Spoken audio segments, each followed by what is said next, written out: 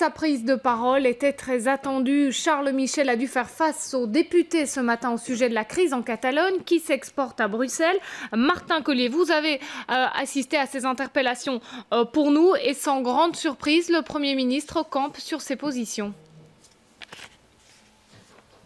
Oui, tout à fait. Le Premier ministre Charles Michel interrogé ce matin sur la position du gouvernement fédéral après le soutien affiché de la NVA aux indépendantistes catalans. Et bien sur ce point, le Premier ministre botte en touche. Il s'agit d'une crise politique espagnole et pas belge. Ce sont ses propos. Le Premier ministre qui rappelle que Carles Puigdemont, l'ex-président catalan, est un citoyen européen comme tous les autres. Il a donc les mêmes droits et les mêmes devoirs que tout autre ressortissant européen. Je vous propose d'écouter à ce propos Charles Michel, donc le Premier ministre. Comme Premier ministre, je considère que je n'ai pas à me prononcer sur des décisions de justice ni en Belgique ni dans d'autres pays européens, premier point.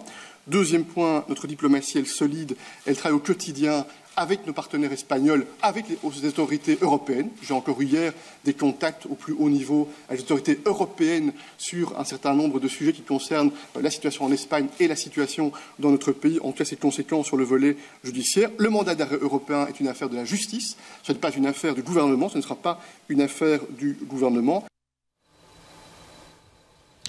Vous l'avez entendu, donc le Premier ministre qui appelle à un dialogue politique et qui renvoie vers les élections donc du 21 décembre prochain. Du côté de l'opposition, on regrette tout simplement un manque de clarté du côté du CDH.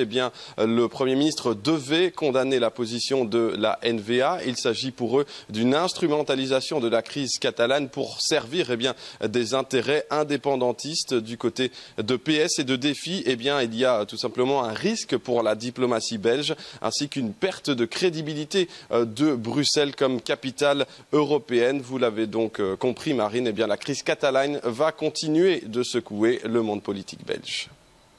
Merci à vous, Martin Collier. Et vous